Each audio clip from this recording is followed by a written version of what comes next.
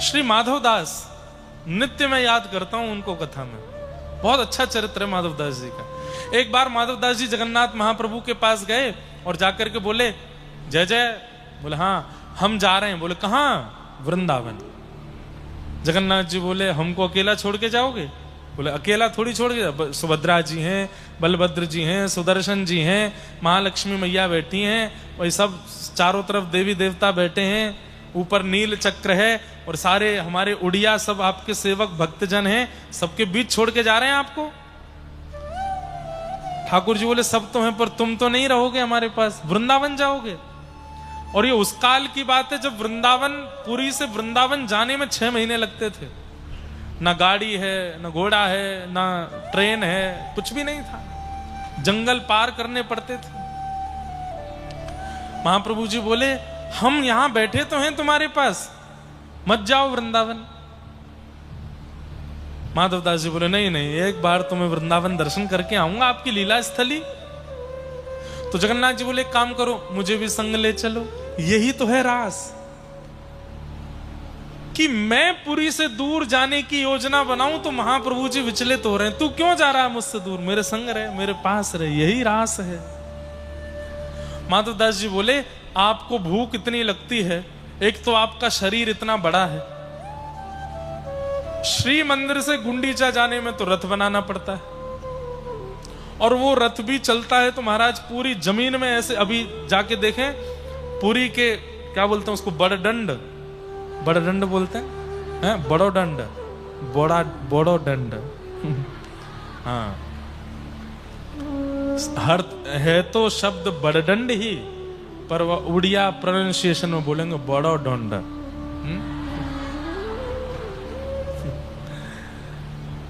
मतलब बड़ा रास्ता, हाँ सब बड़ा है, हाँ मां जगन्नाथपुरी में सब बड़ा है। तो जब रथ निकलता है महाराज, वो बड़ा दंड में रथ के चक्कों के निशान बने रहते हैं। बोले गुंडीचा कितना दूर है? 1-1.5-2 किलोमीटर होगा ज्यादा से ज्यादा। इतनी दूर जाने में तो आपको 3 दिन लगते हैं। अब 3 दिन लगते हैं। बीच में बताते हैं कि पहले बीच में एक नदी भी थी, तो पहले 6 रथ बनते थे। 3 रथ ठाकुर जी को लेकर नदी के पास तक आते, फिर ठाकुर जी एक नौका में विराजते, फिर नौका से नदी पार करते, फिर नदी पार करके फिर दूसरे रथ खड़े होते, उनसे फिर गुंडीचा जाते। तब कितना दिन लगता होगा? यहां से गुंडीचा जाने में तो इतने दिन लगते हैं। आपको लेके वृंदावन जाऊंगा तो वृंदावन पहुंचते पहुंचते मेरे प्राण निकलने का समय आ जाएगा। आप विराजो जगन्नाथपुरी में, मैं अकेला जाऊंगा। तो महाप्रभु जी उदास हो गए। बोले माधव दास तुम चले जाओगे, हमारा मन नहीं लगेगा। बोले जय जय कछु, साल 1-1.5 साल की बात है, मैं आ जाऊंगा। माधव दास जी निकल पड़े।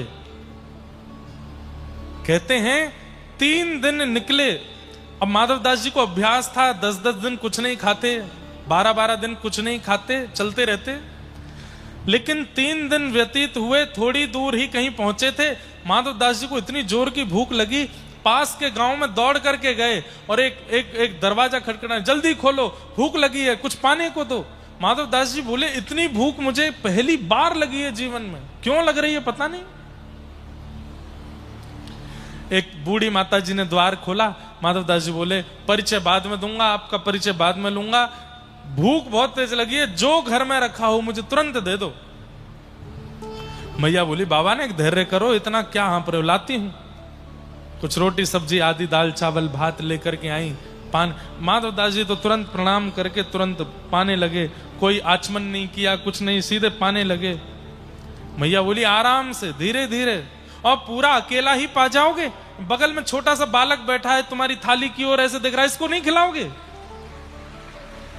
माधव दास जी बोले कोई बालक नहीं है मेरे साथ, अकेला हूं मैं। बोले अरे बगल में बैठा तो है। माधव दास जी बोले कहां है?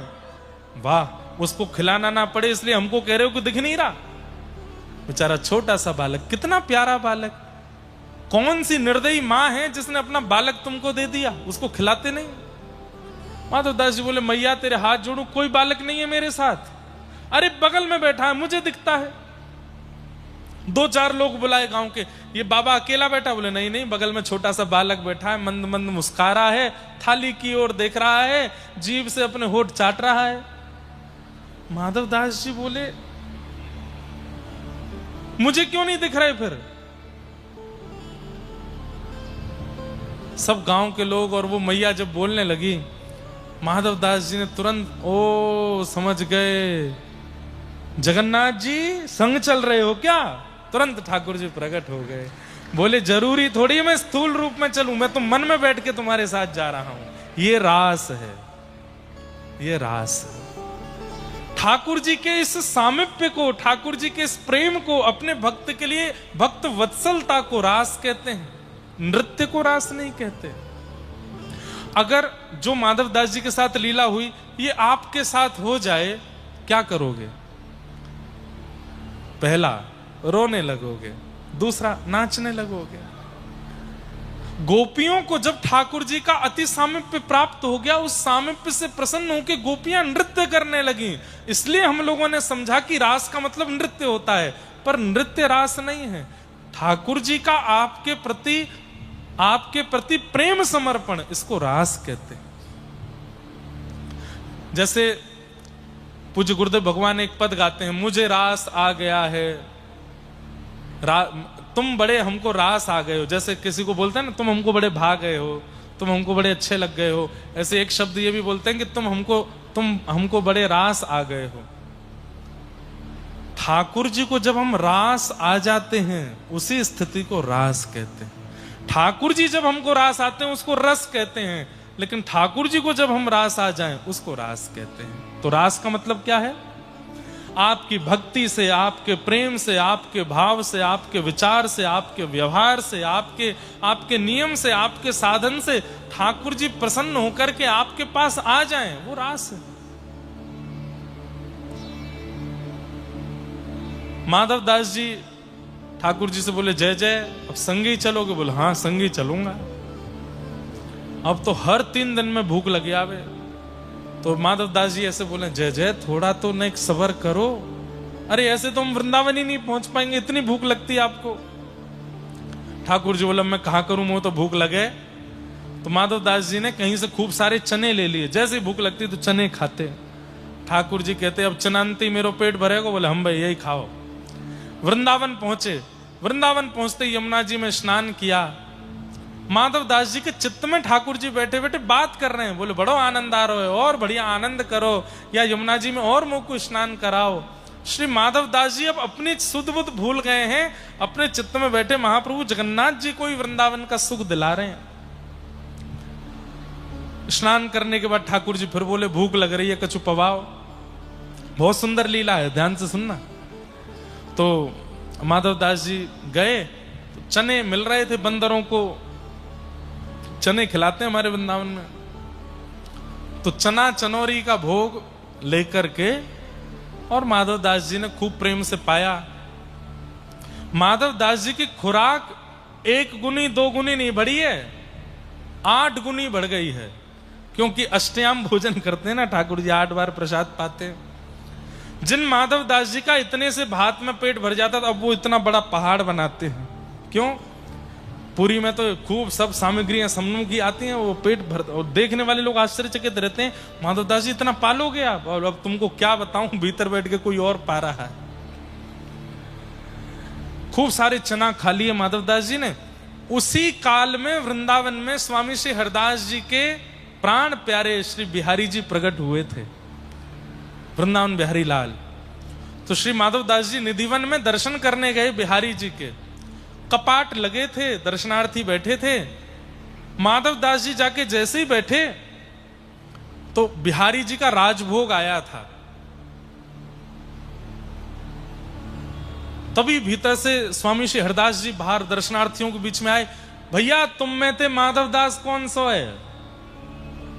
तो माधव दास जी बोले मैं पहली बार वृंदावन आया, स्वामी श्री हरदास जी से कभी मिला नहीं, आपको मेरा नाम कैसे पता? बोले यहाँ पे आ बाबा। अरे ये हमारे महलन को ठाकुर है, ये लाड़ प्यार को ठाकुर, तेने कच्चे कच्चे चना खवाए करके या को गलो सुखाई दियो। माधव दास जी बोले आपको कैसे पता? बोले देख भीतर बिहारी जी अपना मुंह खोल के दिखा रहे हैं कि मेरा मुंह छिल गयो है, माधवदास ने इतने चना खवा दिए मेरा मुंह सूख गयो है, मुंह को 56 भोग पवाओ। माधवदास जी के नेत्र सजल हो गए। मतलब आज की भाषा में बोलूं तो जैसे हमारी मोबाइल सिम जो होती है, जिस स्टेट में जाते हैं वहां का नेटवर्क पकड़ लेती है। तो जब तक उड़ीसा में थे चित्त में जगन्नाथ जी थे, वृंदावन जाते बिहारी जी आ गए, और वो चना जब खाए तो बिहारी जी का मुंह छिल गया मंदिर में, और मुंह खोल करके बिहारी जी स्वामी जी को दिखा रहे हैं मेरा मुंह छिल गयो, माधवदास ने सूखे चना खवाई दिए मुंह को। तब फिर सुंदर पेय बनाया, घी और दूध का मिश्रण करके बिहारी जी को पवाया, तब बिहारी जी को शांति मिली, आनंद हुआ। माधवदास जी बोले नाथ इतनी कृपा आप मुझ पर कर रहे हैं, दुनिया आपके सामने खड़े होकर के भोग लगाती है, आप नहीं पाते, आप मेरे चित्त में आके बैठ गए, मैं जो पाऊं वो भोग लगा लेते हो, मैं जो स्नान करूं वो आप आनंद करते हो, मैं जो पहनूं वैसा आपको सुख मिलता है। इसको रास कहते हैं। और ऐसे रास का अनुभव व्रजमंडल की असंख्य गोपियों को देने के लिए ठाकुर जी ने शरद पूर्णिमा की रात्रि को व्यवस्थित किया। इसलिए इस रास के विषय पर संशय मत करना। स्त्री पुरुष का भाव रख करके यदि रास की कथा सुनोगे तो मन में दोष आएगा, मन में संशय आएगा। पर यदि भक्त और भक्त के प्राणनाथ प्यारे श्री परमात्मा का भाव रखोगे तो रास में डूब जाओगे और इच्छा होने लगेगी। अच्छा, भक्ति पथ, इस भक्ति पथ का गंतव्य क्या है, डेस्टिनेशन क्या है, प्रारंभ क्या है और डेस्टिनेशन क्या है? प्रारंभ है रस और गंतव्य है रास।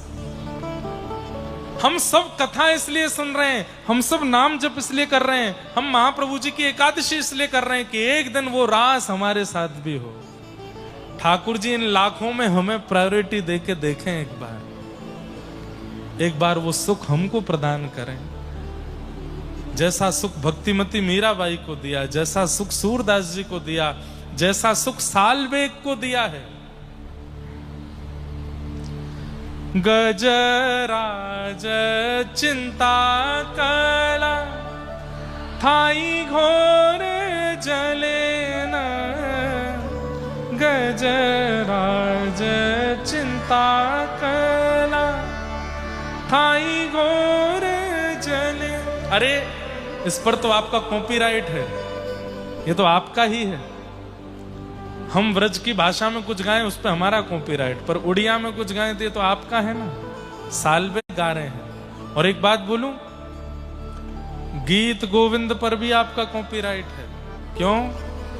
जयदेव महाप्रभु की जन्मस्थली यहीं पास में ही है। मैं गया नहीं, मुझे अवसर मिलेगा तो मैं जाने का प्रयास करूंगा। गजराज चिंता कला थाई घोर जने न, गजराज।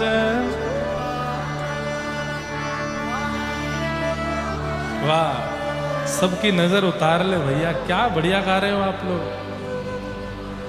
चक्र पेशी नक्र नासी उधरी लयापन, अहे नील शैल प्रबल मत्तावरण, प्रबल मत्तावरण, मुआरत नलनी बनकु कर दलन, अहे। इस पूरे गीत की जो सबसे प्रिय पंक्ति है ना, वो अंत में जो सालबेग का समर्पण है, वो छुपा नहीं रहा है, वो अपने आप को बहुत बड़ा भक्त नहीं बता रहा है, वो स्पष्ट कह देता है। कहे सालबेग न जाति रे मुझवन, कहे सालबेग न जाति श्रीरंगा चरण तल करू अच्छी आपण आहे नीला शयन प्रबल मत्तावरण प्रबल मत्तावरण मुआरत नलनी बनकू कर। अरे साल वेग के साथ तो आज तक रास हो रहा है ठाकुर जी का। कैसे? लाखों की करोड़ों की तादाद में वैष्णव पहुंचते हैं रथ यात्रा में, लेकिन उन लाखों को भूल करके आज भी सालवेग की समाधि पर इतना बड़ा नंदी घोष रथ रुक जाता है। महाप्रभु जी रुक जाते और अपने उस सालवेग भक्त की ओर देखते हैं। सारे पंडा पुजारी महाप्रभु जी के पास बैठ करके गाते हैं, आहे नीरा सैना प्रबल मत्तावरण प्रबल मत्तावरण मुआरत नलनी बनकू कर। ये रास है कि रास में भूमिका निभाने वाली दूसरी गोपी सालवेग। सालवेग गोपी है। अरे भक्त जो बन जाता है वो गोपी ही है, वो शरीर से नहीं है आज।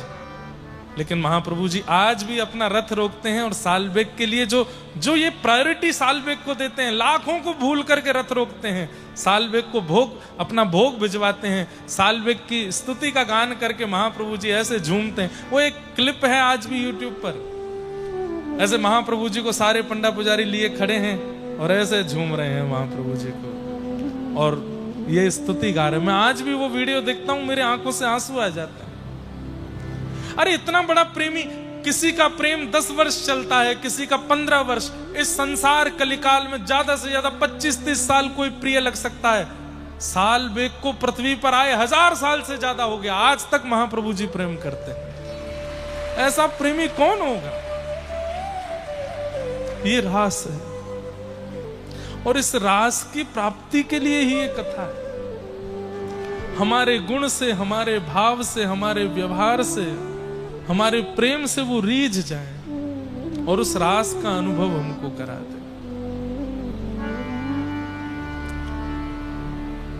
गणपति भट्ट, उसको गणेश जी का दर्शन करना है, जगन्नाथ जी नहीं देखने, उसके लिए आज तक ठाकुर जी गणपति वेश धारण करते हैं। स्नान पूर्णिमा के दिन गज भेष धारण करते हैं कि उसको सुख मिलेगा तो मैं ये भेष धारण करता हूं। कितने प्रेमी। और ये ठाकुर जी का जो हमारा प्रेम प्रस्तुतिकरण रस है, ठाकुर जी का हमारे प्रति प्रेम प्रस्तुतिकरण यही रास है। बस हम सुनकर के राजी हो जाते हैं कि उनको प्रेम दिया, इनको प्रेम दिया, इनसे हमारे साथ कब होगा? होगा, ये विश्वास रखो, होगा, जरूर होगा।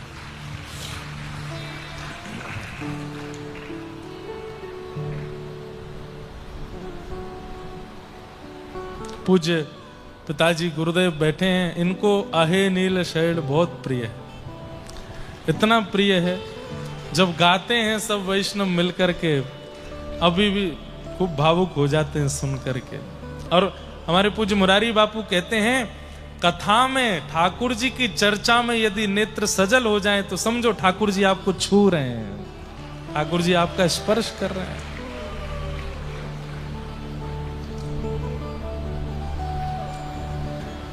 रावण रे भाई विभीषण काला शरण, रावण रे भाई विभीषण काला शरण, रावण रे भाई विभीषण काला शरण, रावण। आप सब कोरस करो हमारा।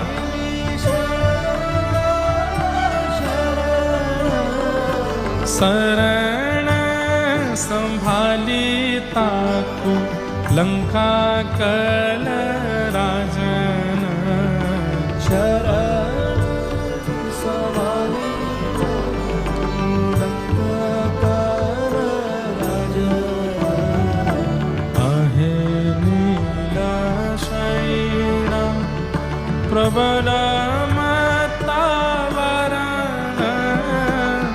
प्रबल मतावरण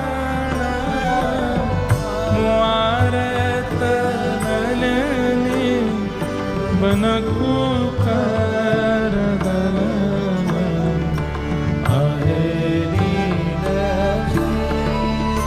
श्री जगन्नाथ महाप्रभु की जय।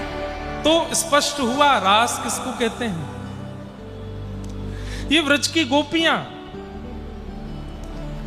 कोई श्रुति सिद्धा है, कोई स्मृति सिद्धा है।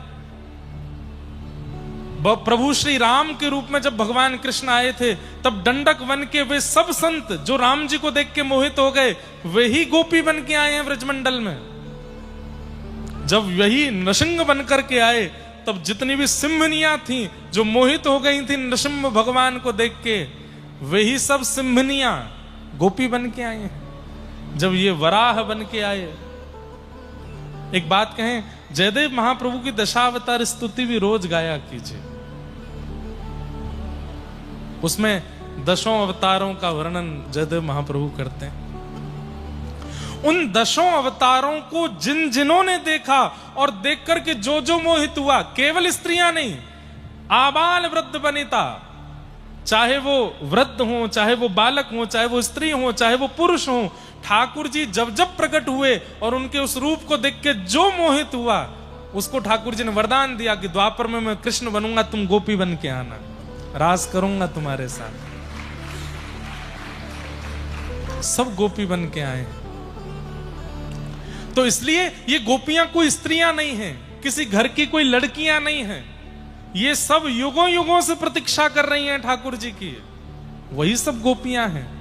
आज ठाकुर जी ने शरद पूर्णिमा का चंद्रमा उदित होते ही वन में जाकर के अपनी पावन वेणु को अधर पर धारण करके ठाकुर जी ने जैसे ही उसका नाद करना प्रारंभ किया, निशम्य गीतम तदनंगवर्धनम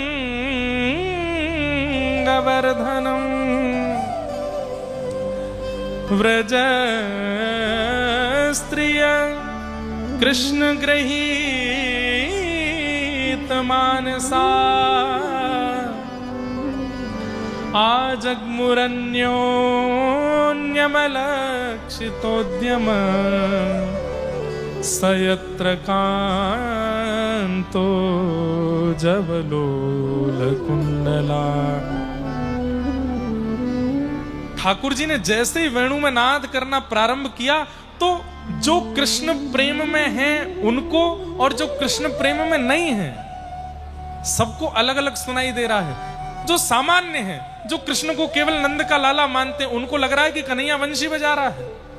लेकिन कृष्ण प्रेम में जितनी गोपियां थी जो वर्षों से प्रतीक्षा कर रही, युगों से प्रतीक्षा, जन्मों से प्रतीक्षा, उन सबको स्वर नहीं शब्द सुनाई दे रहा है।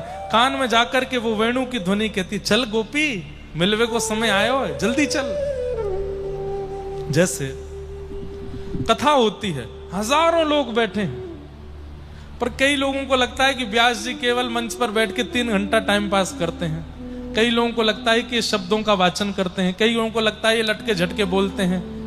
पर यहां बैठे कई लोग, उन्हें ये नहीं पता होता कि हजारों बैठे, उनको लगता है ये कथा मेरे लिए हो रही है, ये बात मुझे बताई जा रही है, ये मुझे सुनाई जा रही है। और वो सुन करके व्याकुल हो जाता है, दौड़ पड़ता है वृंदावन या पुरी की ओर।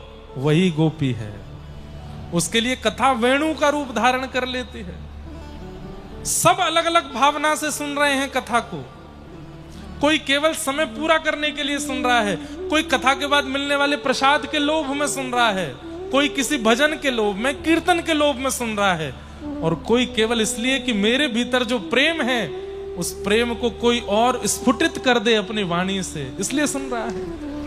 ये जगन्नाथ मुझे और प्रिय हो जाएं, कोई इसलिए सुन रहा है। और कथा सुनकर के जो रह नहीं पाता, जो बेचैन हो जाता है महाप्रभु जी के दर्शन के लिए, वही गोपी है। उसके लिए कथा ही वेणु है। सबके लिए अलग अलग है। तो जैसे ही कानों में ध्वनि पड़ी तो सब बोले कन्हैया बंशी बजा रहे है, लेकिन युगों से प्रतीक्षा कर रही गोपियां बोली श्री कृष्ण बुला रहे हैं, अब मिलने की बेला आई है। और दौड़ पड़ी गोपियां, यत्र तत्र कार्यों में लगी थी, यत्र तत्र कार्यों को उसी क्षण छोड़ करके भागती हैं। कार्यों का वर्णन किया गया है। इन कार्यों में लगा हुआ व्यक्ति कार्य को अधूरा छोड़ के भाग ही नहीं सकता। क्या क्या कार्य कर रही हैं? तो एक बताया, दूध काट रही है, और काटते काटते अब दूध काटने में कितनी तत्पर है, तभी वेणु की ध्वनि आई, तुरंत भागी छोड़ के, हाथ भी नहीं धोए। अरे दूध का जो पात्र रखा था उसको संभाला भी नहीं। इसका मतलब क्या है? प्रतीक्षा बहुत दिनों से थी, बस अवसर ढूंढ रही थी। आप कहोगे ये बड़ी बात नहीं, और कुछ बताओ। पति को भोजन करा रही थी, पति ने कहा सुनो, दाल में थोड़ा रामरस नमक कम है, नमक लेके आना। नमक लेने गई, तुरंत वेणु की ध्वनि कान में आई तो लगी भागूं, जल्दी दौड़ूं, कन्हैया बुला रहे हैं। तो नमक की जगह शक्कर लेकर के भागी, दाल में डाल करके भागी है वहां से। आप कहोगे और कुछ बताओ।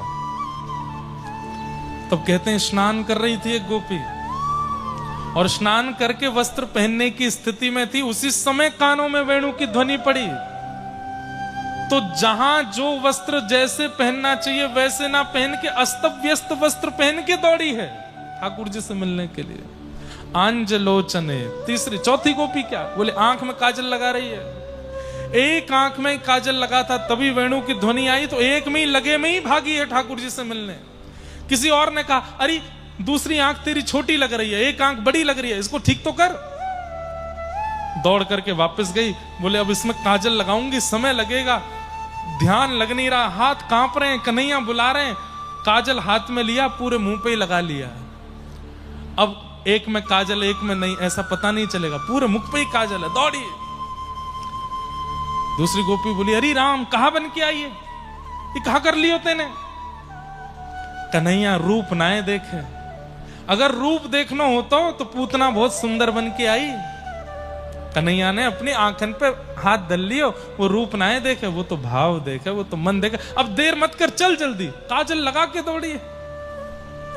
कोई अपने बालक को सुला रही थी, कितना कितना आवश्यक कार्य होता है बालक को सुलाना, लेकिन उस स्थिति में कान में ध्वनि पड़ी, बालक को उसी वैसी स्थिति में छोड़ के भागी है। एक गोपी को तो उसके पति ने पकड़ लिया, बोले कहां जा रही है? बोले मेरे प्रियतम बुला रहे हैं, श्याम सुंदर बुला रहे हैं, परमात्मा बुला रहे हैं, आज मत रोको, जाने दो। कितने युगों से तड़प रही हूं मिलने के लिए। तुम क्या जानो, त्रेता में मैं एक संत थी, द्वापर में मैं एक जीव थी, कब से इनसे मिलना चाहती हूं, नहीं मिले, आज मिल रहे हैं, जाने दो। पति ने पकड़ करके कक्ष में बंद कर दिया, मुझे ज्ञान दे रही है, त्रेता में ये थी, वहां ये थी, कहीं नहीं जाएगी, भीतर रहे।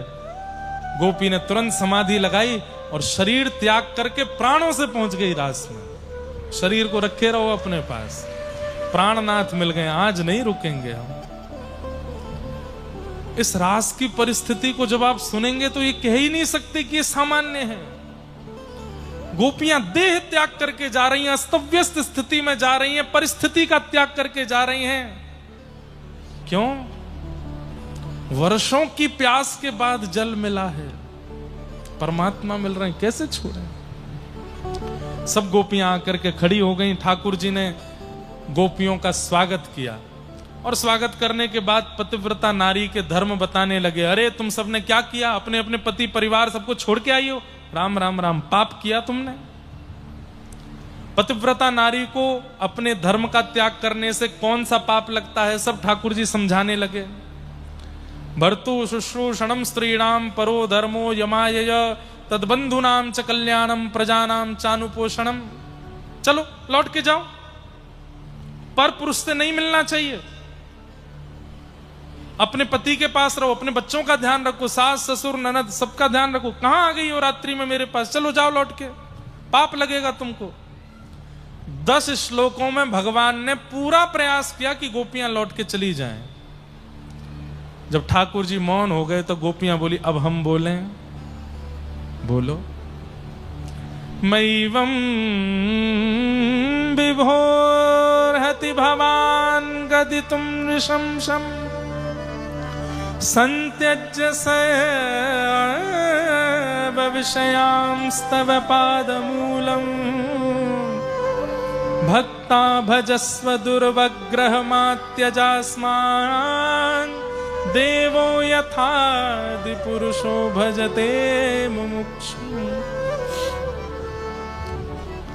हे नाथ, आप ही तो कहते हो सब छोड़ करके मेरी शरण में आओ, सर्वधर्मान परित्यज्य मामेकम शरणम व्रज। और आज जब हम सब छोड़ करके आपकी शरण में आई हैं तो कह रहे हो वापस लौट जाओ। आपने पतिव्रता नारी का धर्म समझाया, पति होने के बाद पर पुरुष को देखना भी नहीं चाहिए, ये होता है, ऐसा होता है, ये धर्म है, ये धर्म है, आदि आदि आप हमको समझा रहे हैं। हे नाथ, आपको पता है पति शब्द का ही पर्यायवाची शब्द है नाथ। नाथ में और पति में कोई अंतर नहीं है। पत्नी अपने पति को अगर नाथ बोले, ना पति तो बोलेगी नहीं, ए पति इधर आओ, ऐसा तो नहीं बोलती। नाथ बोल सकती है। नाथ सुनिए, क्योंकि नाथ और पति दोनों का अर्थ एक ही है, रक्षक। इनका नाम क्या है? क्या नाम है? और अगर नाथ ना बोल के वो शब्द बोलो तो क्या होगा? जगत पति। सबके पति हैं, मेरे भी पति हैं, आपके भी पति हैं। मैं भी सौभाग्यवती इनकी पत्नी हूं, आप भी सौभाग्य। कोई मोटी पत्नी, कोई छोटी पत्नी, कोई बड़ी पत्नी, हम सब इनकी पत्नियां हैं। इनके सामने आने के बाद में कोई पुरुष नहीं रहता, सब गोपी हो जाते हैं, सब इनकी पत्नी है, सबके नाथ हैं। इसीलिए तो उनका नाम जगन्नाथ है। जग के अन्न के नाथ कह लो या फिर जगत के नाथ कह लो, ये सबके पति हैं। गोपियों ने मानो ठाकुर जी से कह दिया हो तो फिर अपना नाम बदल लीजिए। बोले क्या, ये जगतनाथ जो आपका नाम है इसको बदलो। ठाकुर जी बोले क्यों बदलें, ये तो हम हैं। बोले जब जगतनाथ हो तो जगत में हम भी आती हैं, तो हमारे पति भी आप हो। वास्तव में मूल पति, जिन पतियों से हमने विवाह किया वो शरीर के पति हैं, आप तो आत्मा के पति हो। आपको कैसे छोड़ सकती हैं? हमने कौन सा पाप किया आपके पास आकर के? और रही बात, हम लोग अपने घर में मूर्ति पूजा करते हैं, कोई लड्डू गोपाल की पूजा करता है, कोई ठाकुर जी की पूजा करता है, कोई चित्रपट की पूजा करता है। कब तक?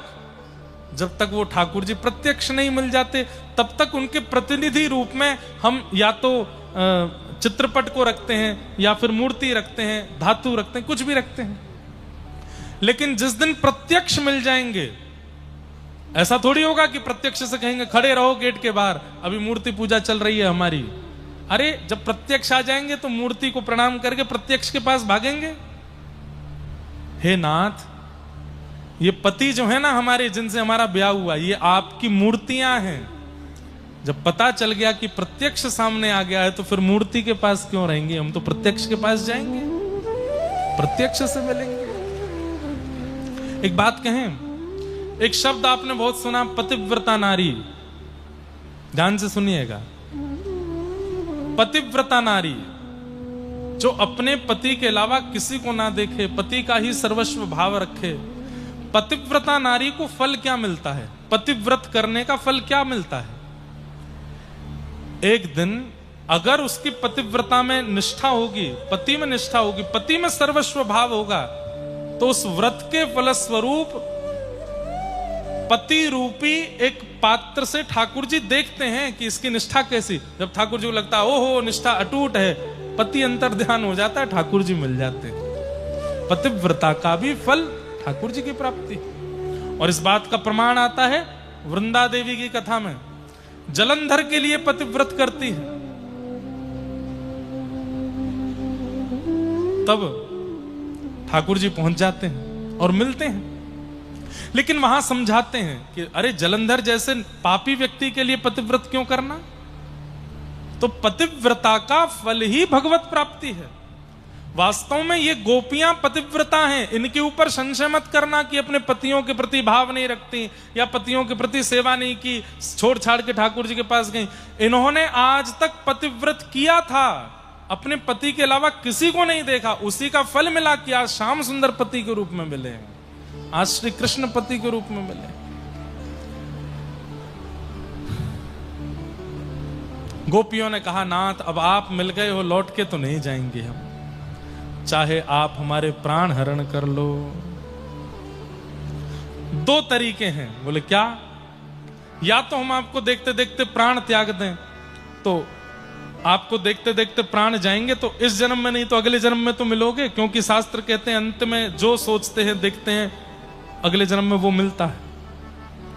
तो या तो हम आपको देखते देखते प्राण त्याग दें, इस जन्म में नहीं तो अगले जन्म में मिल जाओगे। दूसरा तरीका क्या है? बोले हमारी एक वस्तु आपके पास है, वो वापस कर दो, चली जाएंगे हम। ठाकुर जी बोले हाँ वस्तु वापस करूंगा, बताओ कौन सी वस्तु है मेरे पास? ये देखो ठाकुर जी हारे और गोपियां जीती। क्या बोलती हैं गोपियां? चित्तम सुखेन भवता पहितम ग्रहेषु यन्निर्विशस्त्युत करावपि गुह्य कृत्ये पादौ पदम न चलतस्तव पादमूलात् यामः कथम ब्रजमथो करवाम किंबा। हमारी एक वस्तु आपके पास है, वापस करो। ठाकुर जी बोले क्या? हमारा मन है आपके पास, वापस करो। क्यों? बिना मन के वापस जाएंगी, ना पति में मन लगेगा, ना बच्चों में मन लगेगा, ना सास ससुर की सेवा कर पाएंगी, ना अपना नियम कर पाएंगी, ना घर चला पाएंगी। सब कहेंगे क्या हो गया, मन नहीं लग रहा। मन कहाँ है? मन तो कृष्ण के पास है। हमारा मन वापस करो। लौट के नहीं आएंगी आपके पास, चली जाएंगी। ये मन जो आपने चुरा लिया है इसको दो। ठाकुर जी बोले मन कैसे वापस करो? गोपियां बोले नहीं कर सकते। बोले ये तो नहीं हो पाएगा। तो बोले फिर हमें स्वीकार करो, जब मन वापस नहीं कर सकते तो स्वीकार करो। गोपियों की इस बात पर इतने रीझ गए ठाकुर जी। बोले मैं तो परीक्षा ले रहा था आप सबकी, आप सबका भाव जान करके मैं आनंदित हो गया हूं। इसलिए भैया खूब कथाएं सुना करो, खूब आचार्यों का संग किया करो, क्योंकि जब ये परीक्षा लेने पे आते हैं ना तो क्वेश्चन आउट ऑफ सिलेबस होता है। अब बताओ गोपियों की जगह हम होते और पतिव्रता नारी का धर्म ठाकुर जी ने हमें बताया तो हम तो भाग जाते। अच्छा पाप लगेगा, हम जा रहे हैं, ठीक है जगन्नाथ जी हम जा रहे हैं लौट के। गोपियां नहीं गई। ये ऐसी परीक्षा लेंगे, उस परीक्षा का समाधान आचार्य ही कर सकते हैं, गुरुजन ही कर सकते हैं, ये कथाएं ही कर सकती हैं। इसलिए नित्य श्रवण करते रहो। कहीं ठाकुर जी मिल गए और वो 3-4 प्रश्न ही करेंगे, कहीं उलझ गए, मौका बार बार नहीं मिलता। एक अटेम्प्ट ही होता है भक्ति में। संसार के पेपर्स में तो एक में फेल होगा तो दूसरा अटेम्प्ट कर लो, तीसरा कर लो, चौथा कर लो। भक्ति में एक ही अटेम्प्ट होता है, उसमें फेल हो गए तो दूसरा अटेम्प्ट नहीं है यहां पर। हाँ भगवान बोले अब हम रास करेंगे, और सब गोपियों के साथ ठाकुर जी रास करने लगे तो कामदेव आ गया। भगवान बोले तुम क्यों आए? सुंदर स्त्री पुरुष मिल रहे हैं, मैं तो आऊंगा। ठाकुर जी बोले स्त्री पुरुष नहीं है, जीवात्मा परमात्मा भक्त और भगवान है, दिखाई नहीं देता? बोले मुझे तो स्त्री पुरुष दिख रहे हैं। तो बोले ठीक है आओ। कामदेव ने जैसे ही रास भूमि में प्रवेश किया, भगवान ने त्रिभंग लली श्याम सुंदर ने वेणु को अधर पर धारण करके ऐसी छटा धारण की, मदन मोहन बन गए ठाकुर जी। मूर्छित होके गिर पड़ा कामदेव, छटा देख नहीं पाया ठाकुर जी की। नरसिंह मेहता जी का एक पद है गुजराती में, मैं गाऊंगा नहीं।